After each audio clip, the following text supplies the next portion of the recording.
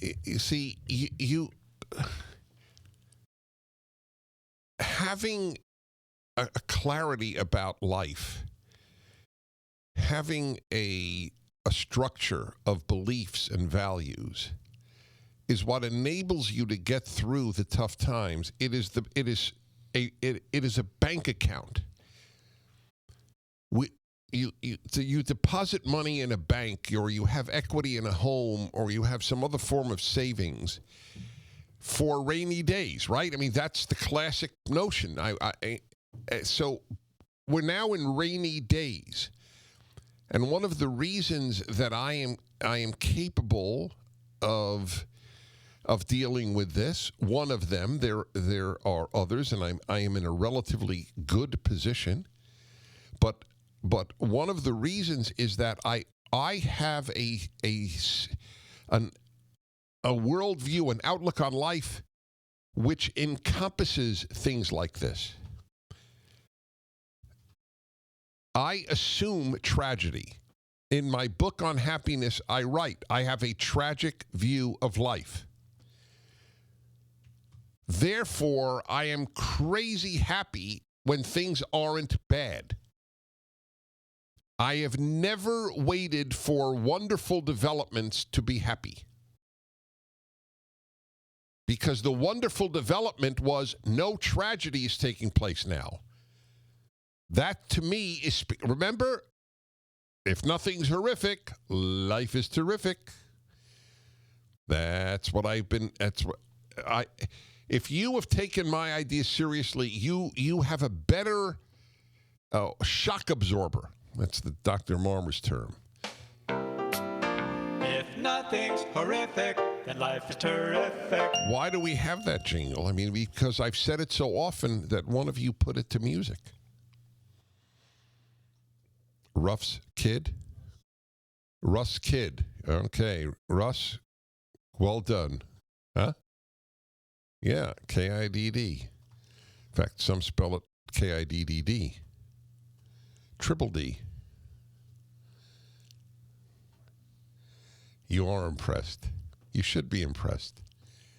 Very few hosts would come up with that. That was not a statement of bragging. It was a statement of thinking differently. Thank you, Russ. And now, ladies and gentlemen, we return to Earth. This is all by way of sort of advertising the importance of the Ultimate Issues Hour. It gives you the framework in which life can then not be just a series of shocks. I'm not shocked by bad. My view of the human species is very, very low. That is why I am just delighted. I'm ecstatic when I meet good people, of whom I have met many. Humanity stinks, but there are many wonderful people. So that's the Ultimate Issues Hour. Today's subject is nature. You know, between Yale and the Bible, there's more wisdom in 5 verses in Genesis than in all of Yale. I pick on Yale because it's the worst of the prestigious universities, but they're all bad. Yale, watch No Safe Spaces. You'll see what's going on at Yale. It's really, we've got some video from Yale that'll rankle your gankle. And I've never said that about anything before. Are we battling COVID-19? Yeah. Is COVID-19 part of nature? Yeah. So what's all of this talk about the Gaia, right? The Earth, the goddess Earth. So I'm going to read to you. I rarely do this. Every so often I read to you my column. And that's the subject of today's Ultimate Issues Hour. The Bible is right. Secular society, or much of it, is wrong.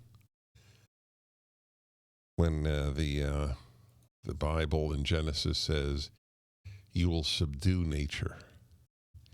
That's correct. But you know what they did before the Bible? They worshiped nature. And you know what they're doing after the Bible? Worshiping nature. Remember the Time magazine cover with Gaia, the Earth? I mean, there's an actress. Did you see this thing? What is some or a model or an actress? I don't. I didn't know her name, but who said, it's not so bad. Maybe it'll kill a lot of people, and then we humans are despoiling the earth. That's a very common theme among left-wing environmentalists. The human being is really a curse on earth. The biblical view is the earth was created for us. It doesn't mean that we abuse it. That's an absurdity. I mean, my car was created for me, right? I mean, let's be honest, right? That's why the car is to serve me. I am not there to serve the car. But if I don't take care of the car, it will not be able to serve me. So that's a given.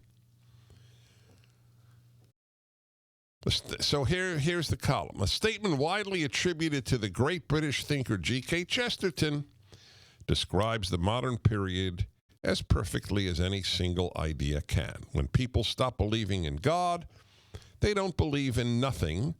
They believe in anything. One of these substitute gods has been nature. Indeed, of all the false gods, nature is probably the most natural for people to worship. Every religion prior to the Bible had nature gods: the sun, the moon, the sea, gods of fertility, gods of rain, and so on. That is why the farther Western society gets from biblical, i.e. Judeo-Christian religions, the more nature is worshipped. Everyone on the left and right cares about the environment, but caring about the environment is not the same as environmentalism. Environmentalism, for most of its adherents, is a secular religion. These people, many of whom refer to and truly regard the earth as a goddess, Gaia, the name of the ancient Greek earth goddess, worship the environment. The man who, more than any other, started the modern environmentalist religion was James Lovelock, who developed the Gaia hypothesis in the 1970s.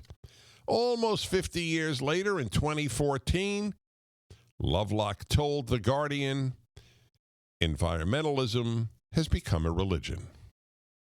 New York Times columnist Ross Douthat described the 2009 James Cameron blockbuster film Avatar as, quote, Cameron's long apologia for pantheism, a faith that equates God with nature and calls humanity into religious communion with the natural world. That equation of God with nature was a major reason for the film's popularity.